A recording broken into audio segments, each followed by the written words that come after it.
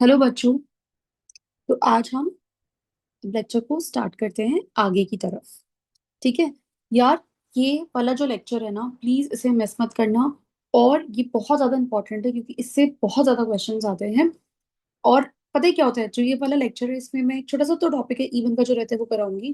But जो ईटू का जो टॉपिक मैं कराने वाली हूँ ना, पता है अक्सर बच्चे उसमें गलती करके आ जाते हैं। उनको पता ही नहीं कब कब सेजेफ एल्कीन बनानी है, कब हॉफमैन बनानी है, कब कौन सी एल्कीन बनानी है, कब एंटी एलिमिनेशन कराना है, कब सिन कराना है, कुछ नहीं पता उन्हें।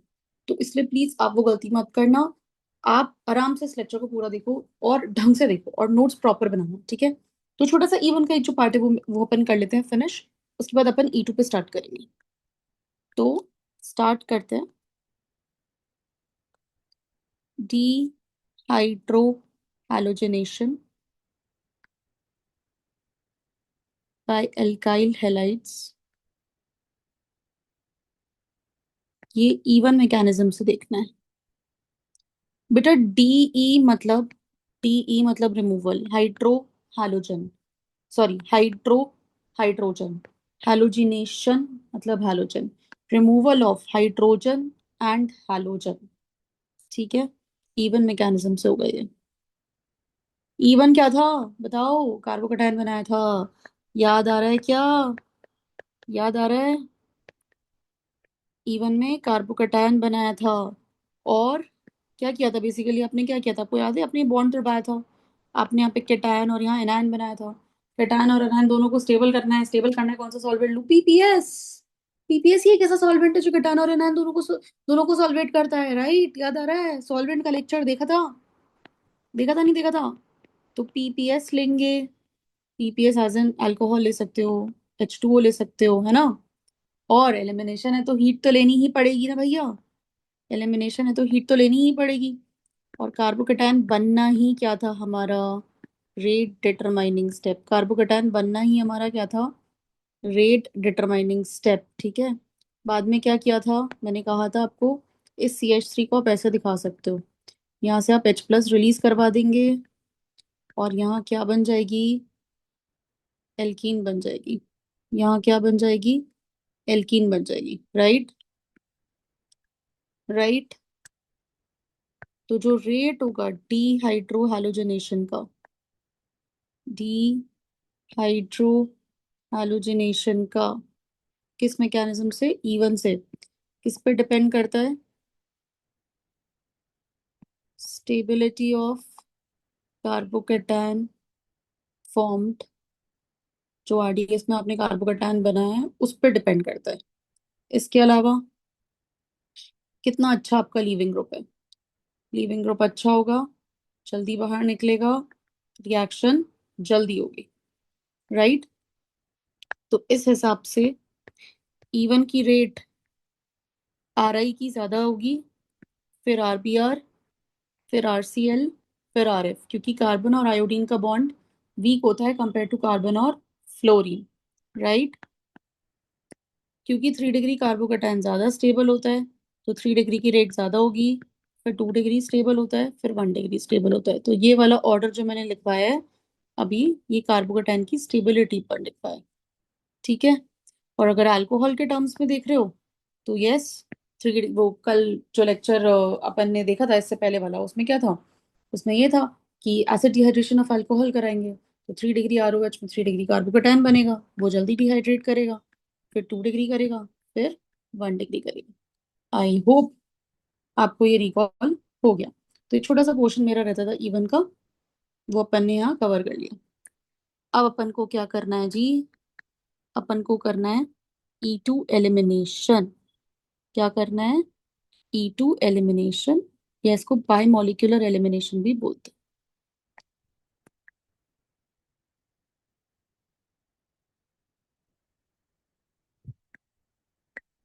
इसके प्यार से बहुत सारे नाम हैं। It is also known as beta elimination,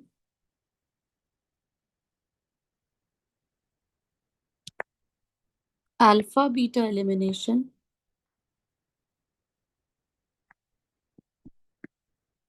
या 1-2 एलिमिनेशन। वीडियो को आप देखते रहिए, मैं आपको बताती जाऊंगी कि क्यों इसके ये नाम पड़े। ठीक है, बने रहिए। ये एक सिंगल स्टेप रिएक्शन है।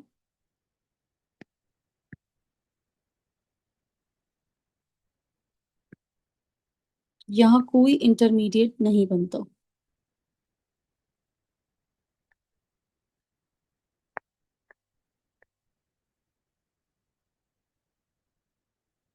इसमें होता क्या है?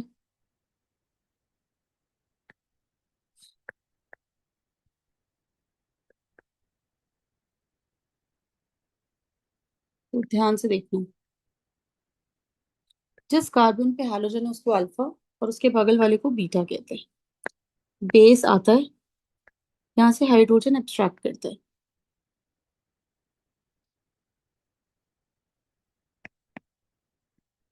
ध्यान से देखिएगा बस। होता क्या है, एक ही स्टेप में बहुत कुछ हो रहा है। जो बेस है और हाइड्रोजन है उसका बॉन्ड बन रहा है।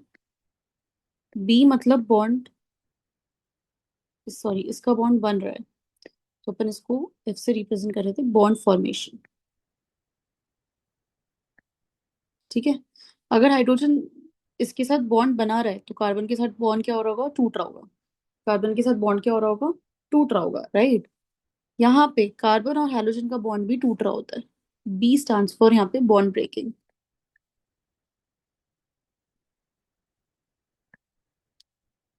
और ये वाले कार्बन और कार्बन के बीच पाई बॉन्ड बन रहा होगा। और पता है ये सारे काम जो हो रहे हैं, ये जो सारे काम हो रहे हैं, ये सिंगल स्टेप में हो रहे हैं। इसी को बोल रहे हैं बेटा transition state. What is the difference between transition state and intermediate? Transition state का मतलब है बेटा this can not be isolated. मैं इसको आइसोलेट करके बाहर नहीं निकाल सकती डिब्बे के अंदर से रिएक्शन मिक्सचर से। But when I am talking about intermediate, so if an intermediate is stable, quite stable, we can isolate it. So this is the difference between transition state and intermediate. ठीक है। फिर क्या हो रहा है, ध्यान से देखो।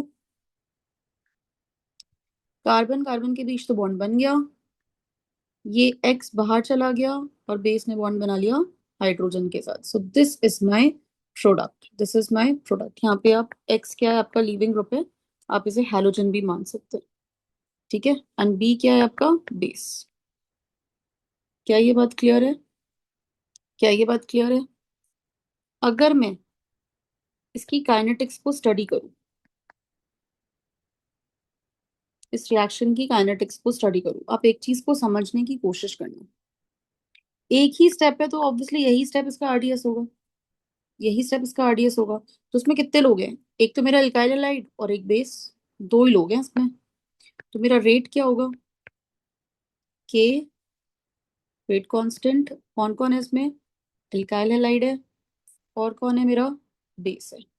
बेटा इसकी पावर 1, इसकी पावर 1, देयरफॉर ऑर्डर कितना आया?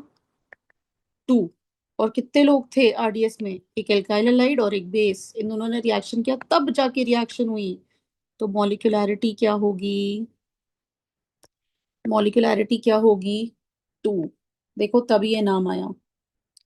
E stands for elimination and 2 stands for bimolecular। तभी मैंने लिखा था बाय मॉलिक्यूलर रिएक्शन। क्या ये बात क्लियर है? ठीक है। ये मेरा पहला चीज जो क्लियर हुई। अल्फा से हाइड्रोजन निकाला, बीटा से हाइड्रोजन निकाला, therefore it is known as alpha beta elimination, या छोटू से बोलूं तो बीटा एलिमिनेशन। ये तो हो गया कॉमन। अगर इसका आई पैक नंबरिंग करते तो ये 1 कहलाता और ये 2। देयरफॉर 1 से हाइड्रोजन निकाला, 2 से हाइड्रोजन निकाला, इसलिए इसका नाम क्या पड़ा? 1-2 एलिमिनेशन। ठीक है, 1-2 एलिमिनेशन। तो ये था इसका फर्स्ट पॉइंट। मैंने कहा था ना वीडियो में मेरे साथ बने रहिए, आपको मैं सब चीजें धीरे धीरे समझा दूंगी। चौथा पॉइंट देखो, ट्रांजिशन स्टेट में क्या हो रहा है? कार्बन कार्बन के बीच कैसा कैरेक्टर डेवलप हो रहा है? Alkene double bond character develop हो रहा है। कैसा कैरेक्टर डेवलप हो रहा है? डबल बॉन्ड कैरेक्टर डेवलप हो रहा है। तो जितनी ज्यादा मेरी ट्रांजिशन स्टेट स्टेबल होगी, उतनी रेट ज्यादा होगी। सुनो, ट्रांजिशन स्टेट में क्या हो रहा है? डबल बॉन्ड कैरेक्टर डेवलप हो रहा है। और अगर डबल बॉन्ड कैरेक्टर डेवलप हो रहा है तो ट्रांजिशन स्टेट अगर ज्यादा स्टेबल हो गई तो रिएक्शन जल्दी होनी है। और इसका सीधा सीधा मतलब भी है कि एल्कीन जितना ज्यादा स्टेबल होगी, एल्कीन जितनी स्टेबल बनेगी, ट्रांजिशन स्टेट उतनी ज्यादा स्टेबल होगी, ट्रांजिशन स्टेट उतनी ज्यादा स्टेबल होगी, तो रेट रिएक्शन की उतनी ही ज्यादा होगी। ठीक है, तो इसी को मैं लिख रही हूँ, ट्रांजिशन स्टेट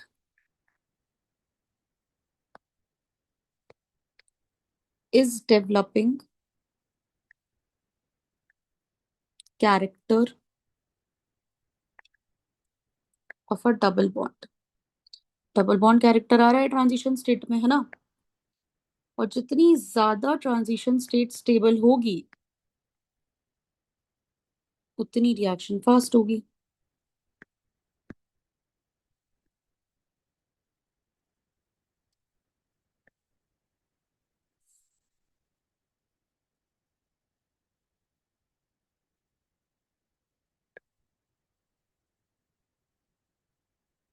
इसका मतलब E2 में रेट किस पे डिपेंड करती है?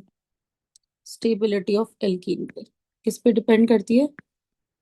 स्टेबिलिटी ऑफ एल्कीन पे। इवन में किस पे डिपेंड कर रही थी? कार्बोकैटायन की स्टेबिलिटी पर। E2 में किस पे डिपेंड कर रही है? एल्कीन की स्टेबिलिटी पर। जैसे एक एग्जांपल ले रही हूँ।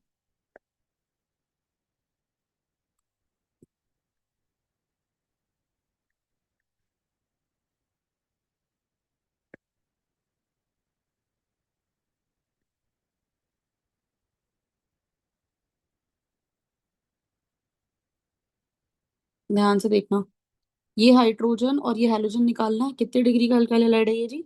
जिस कार्बन से हैलोजन जुड़ा है वो एक दो तीन तीन कार्बन से जुड़ा है, तो 3 डिग्री। जिस कार्बन से हैलोजन जुड़ा है वो कितने कार्बन से जुड़ा है? 2 कार्बन से, 2 डिग्री। जिस कार्बन से हैलोजन जुड़ा है वो कितने कार्बन से जुड़ा है? एक कार्बन से, तो 1 डिग्री। यही हो रहा है। अब क्या करना है? हैलोजन और कार्बन को बाहर निकाल देना है। सब में ऐसा ही करना है। यहाँ पे इस वाले हैलोजन को, इस हाइड्रोजन को बाहर निकालना है। और यहाँ पे ये करना है, क्योंकि ये अल्फा है ये बीटा है, ये अल्फा है ये बगल वाला बीटा है, ये अल्फा है ये बगल वाला बीटा है ना। बना के देखते हैं सब में एल्कीन।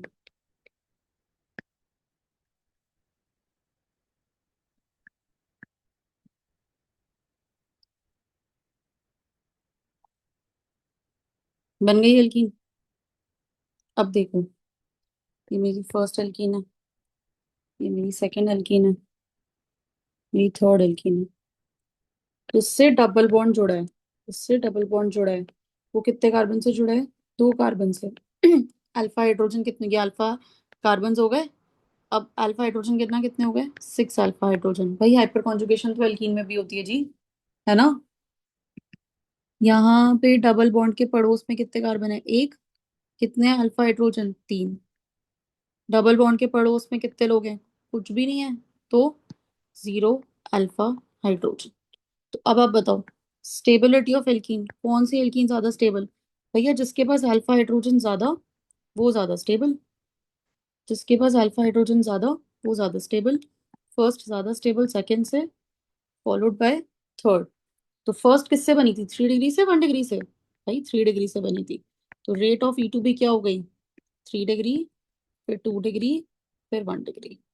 ये बिल्कुल वही ऑर्डर है जो E1 के लिए आ रहा था। E1 के लिए भी क्या ऑर्डर था? 3 डिग्री, फिर 2 डिग्री, फिर 1 डिग्री। ठीक है बेटा, ये कौन सा पॉइंट था अपना? Fourth point. अब आ जाते हैं फिफ्थ पॉइंट में। आरडीएस के अंदर क्या हो रहा था? CH और CX, ये दोनों बॉन्ड टूट रहे थे। हाँ कि ना? बॉन्ड ब्रेकिंग टेक्स प्लेस, दोनों बॉन्ड टूट रहे थे। तो जितना जल्दी टूटेंगे उतनी रेट ज्यादा होगी, है ना। जितना जल्दी टूटेंगे उतनी रेट ज्यादा होगी। तो रेट ऑफ रिएक्शन इनके टूटने पर भी डिपेंड करता है। Rate of reaction will depend on the bond strength of these bonds. इनके टूटने पे भी डिपेंड करता है। जैसे आप बताओ रेट, आपको पता है। अभी हैलोजन वाली अभी अभी ऊपर कराई थी, सेम चीज यहाँ पे भी अप्लाई होगी। देखो कौन सा बॉन्ड आसानी से टूटेगा? आर आई वाला, क्योंकि वो वीक होता है, तो उसकी रेट क्या हो जाएगी, ज्यादा, followed by R B R, फिर आर सी एल, फिर आर एफ।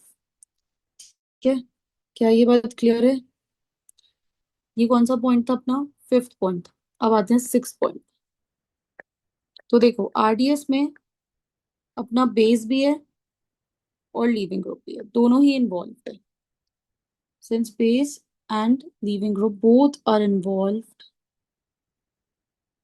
इन आरडीएस, दोनों ही इन्वॉल्व है। तो जितना स्ट्रॉन्ग बेस होगा उतना ज्यादा E2 होगी। Strong bases favour E2। Base, क्योंकि बेस पे तो डिपेंड कर रही है ना रेट, तो बेस अगर स्ट्रॉन्ग होगा तो E2 भी ज्यादा होगी। और एल्काइल हैलाइड पे भी डिपेंड कर रही है रेट, तो अगर लीविंग ग्रुप अच्छा होगा तो भी E2 फेवर होगी।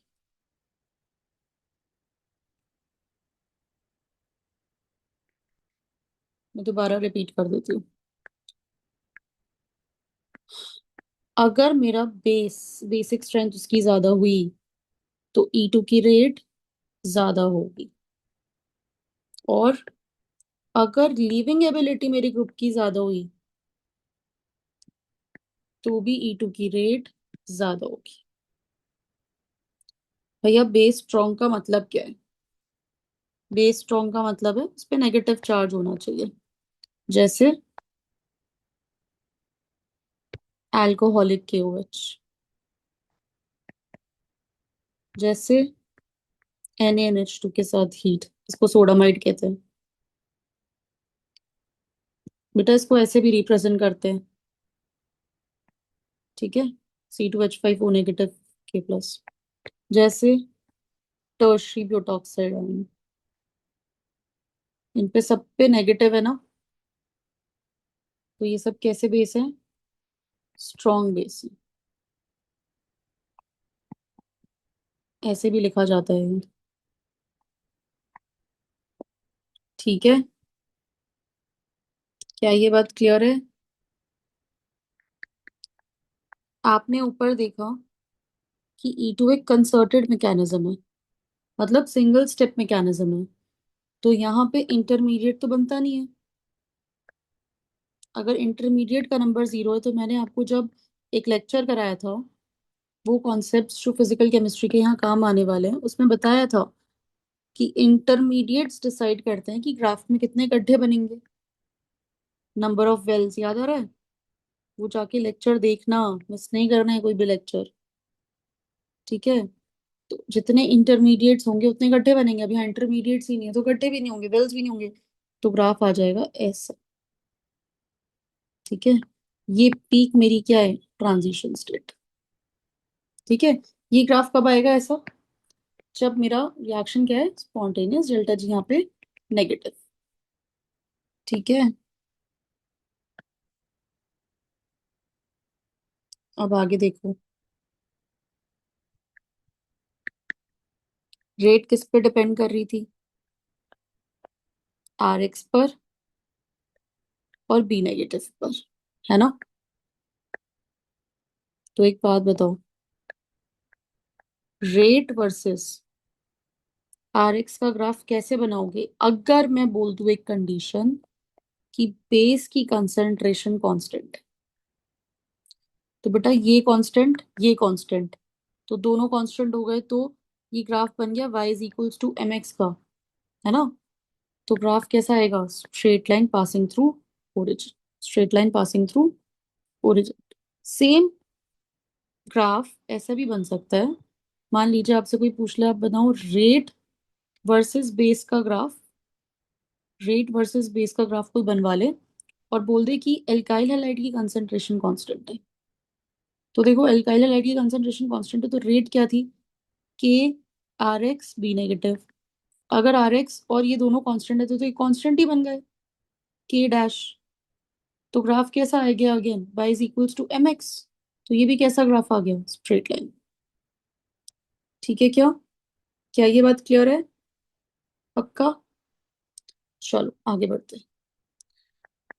ध्यान से देखना, जब मैंने रिएक्शन लिखी थी, कैसे लिखी थी यहाँ पे, कि बेस यहाँ से एच को लेता है, ये एक्स बाहर निकलता है ना। ऐसे ही लिखा था यहाँ पे, बॉन्ड ऐसे बनता है। इसका सीधे सीधे मतलब है कि एच जो है वो मेरे एक्स के क्या है, एंटी। वो मेरे एक्स के क्या है, एंटी। मतलब E2 एलिमिनेशन या E2 रिएक्शन कैसा होता है, एंटी एलिमिनेशन। कैसा होता है, एंटी एलिमिनेशन। मतलब अगर एक ऊपर है तो दूसरा कहाँ होगा, नीचे। ठीक है। जो ये बीटा हाइड्रोजन है, जो ये बीटा हाइड्रोजन है ये तो अल्फा कार्बन हो गया, ये बीटा कार्बन हो गया। तो जो बीटा हाइड्रोजन है ये must be anti to halogen या लीविंग ग्रुप। ठीक है। क्या ये बात समझ आई? जैसे मैं क्वेश्चन कराती हूँ उससे और भी ज्यादा अच्छे से समझ में आ जाएगी।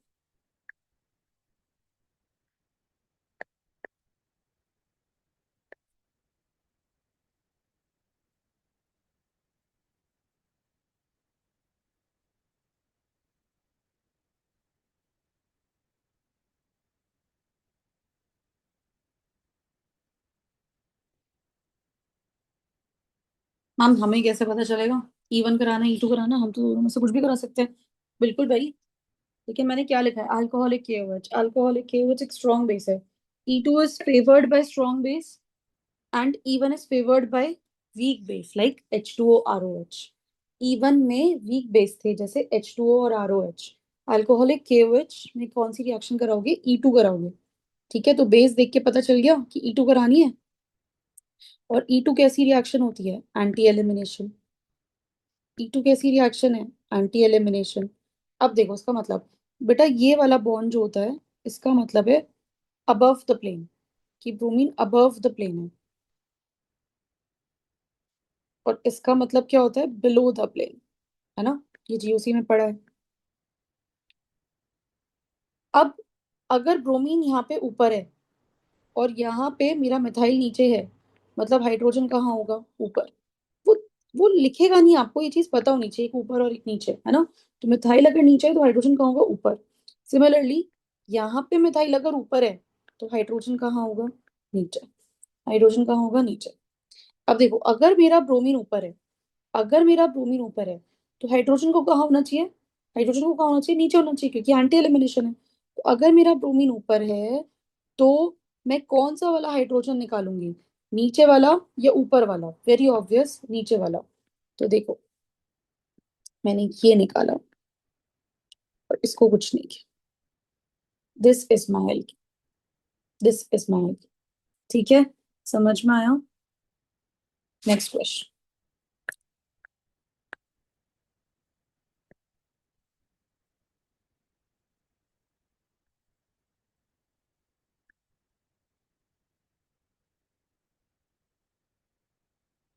इसको देखना, ये अल्फा है बेटा, बीटा यहाँ पे दो है।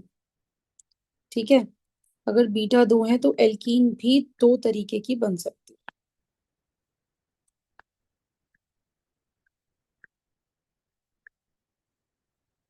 एक ये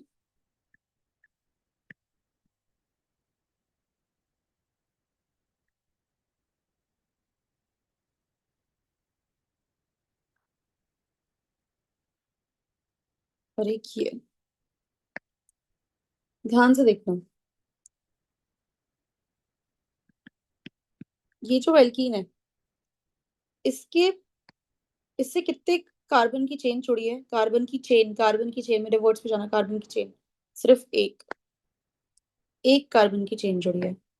और ये मेरी जो एल्कीन है, इससे कितने कार्बन की चेन जुड़ी है, एक, दो, दो डिफरेंट ब्रांचेस जुड़ी है।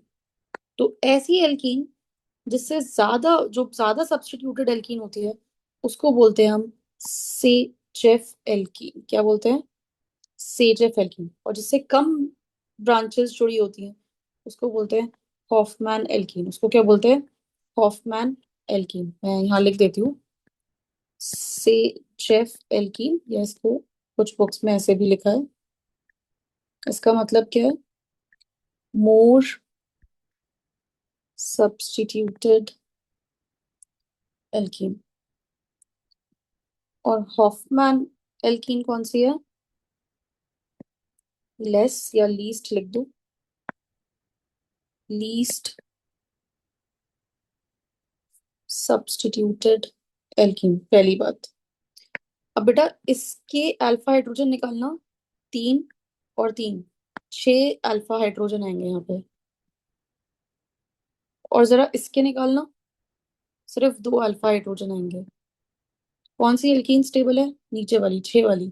तो ये मेरा मेजर प्रोडक्ट है और ये मेरा माइनर प्रोडक्ट है। ठीक है, क्या ये बात क्लियर है? चलो, क्वेश्चन नंबर 3।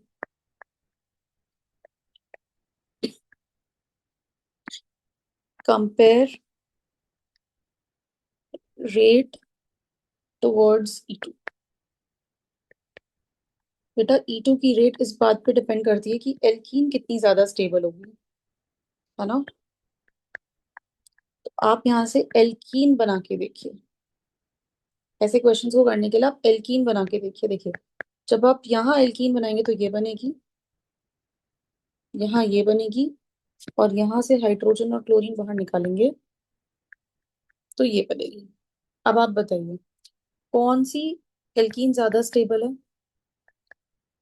कौन सी एल्कीन ज्यादा स्टेबल है? वेरी ऑब्वियस, थर्ड वाली ज्यादा स्टेबल है, क्योंकि एरोमेटिक आ चुकी है। यहाँ पे क्या हो रहा है?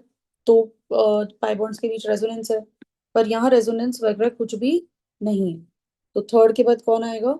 सेकंड। फिर कौन आएगा? फर्स्ट। यही सेम ऑर्डर किसके लिए रहेगा? E2 के लिए। यही सेम ऑर्डर किसके लिए रहेगा? E2 के लिए, क्योंकि स्टेबिलिटी ऑफ एल्कीन जितनी ज्यादा होती है E2 की रिएक्शन भी उतनी ज्यादा होती है। ठीक है, सेम एक और क्वेश्चन करते हैं। Compare rate of E2। मुझे E2 की रेट कंपेयर करनी है। ये बहुत अच्छा क्वेश्चन है, ध्यान से देखना। जब आप इससे एल्कीन बनाएंगे तो ये बनेगी, और जब आप इससे एल्कीन बनाएंगे तो ये बनेगी, है ना? अब कैसे डिसाइड करेंगे जी? ये कितने डिग्री का अल्काइल हैलाइड था? 1 डिग्री। और ये कितने का था? 2 डिग्री का। और आपको पता है E2 में रेट क्या होती है? 3 डिग्री, 2 डिग्री और 1 डिग्री, है ना? तो किसकी रेट ज्यादा होगी? 2 डिग्री वाले की। किसकी रेट ज्यादा होगी? 2 डिग्री वाले की। ठीक है, बहुत अच्छा क्वेश्चन था ये। चलो, एक और क्वेश्चन करते हैं।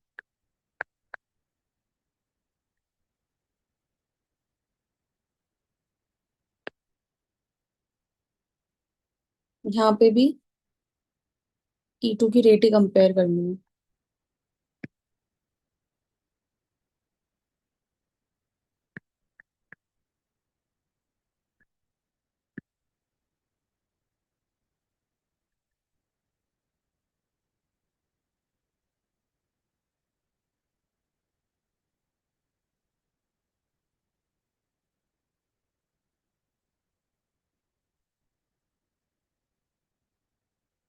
E2 कैसा एलिमिनेशन होता है? एंटी एलिमिनेशन होता है। अगर ब्रोमीन नीचे है तो hydrogen has to be downwards. ठीक है, हाइड्रोजन नीचे होना चाहिए। अब क्योंकि यहाँ पे CH3 ऊपर है तो हाइड्रोजन कहाँ होगा? नीचे। यहाँ पे भी CH3 ऊपर है तो हाइड्रोजन कहाँ होगा? नीचे। यहाँ CH3 ऊपर है तो हाइड्रोजन कहाँ होगा? नीचे। यहाँ CH3 ऊपर है तो हाइड्रोजन कहाँ होगा? नीचे। यहाँ पे CH3 नीचे है तो हाइड्रोजन कहाँ होगा? ऊपर। सिमिलरली यहाँ पे भी कहाँ होगा? ऊपर। तो यहाँ से कितने यार, अगर ऊपर है तो हाइड्रोजन का होना चाहिए नीचे, तो कितना हाइड्रोजन अवेलेबल है to to get removed? 2 hydrogen available है, 2 बीटा हाइड्रोजन्स।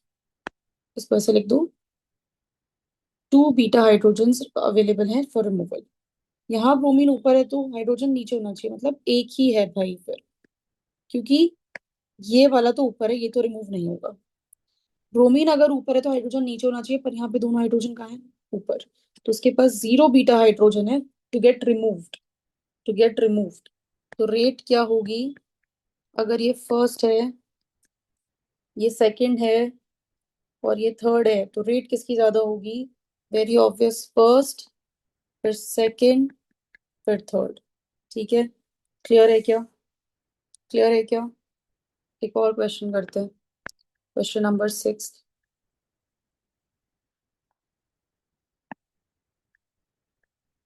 अगर मैंने यहाँ अल्कोहलिक किए हुए शीट डाला तो देखो E2 में रीअरेंजमेंट नहीं होता है, यही फर्क होता है।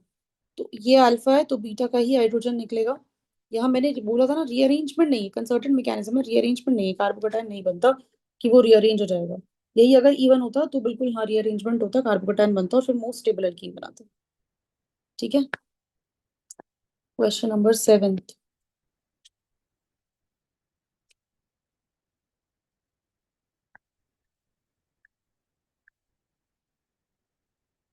देखो ब्रोमीन ऊपर है तो हाइड्रोजन कहाँ होना चाहिए? नीचे। यहाँ CH3 ऊपर है तो हाइड्रोजन ऊपर है। और यहाँ बेटा एक हाइड्रोजन ऊपर होगा और एक हाइड्रोजन नीचे। तो ब्रोमीन ऊपर है तो नीचे वाला हाइड्रोजन रिमूव हो जाएगा। ठीक है क्या? ठीक है क्या? समझ में आया? कोई दिक्कत? तो इसके बाद और भी क्वेश्चंस है अपने पास, वो और भी क्वेश्चंस और एलिमिनेशन को अपन नेक्स्ट लेक्चर में आगे बढ़ाएंगे। ठीक है। तब तक के लिए take care and thank you. बेटा प्लीज अगर आपको लेक्चर्स पसंद आ रहे हैं तो प्लीज उन्हें लाइक करिए, शेयर करिए और सब्सक्राइब करिए। Thank you so much.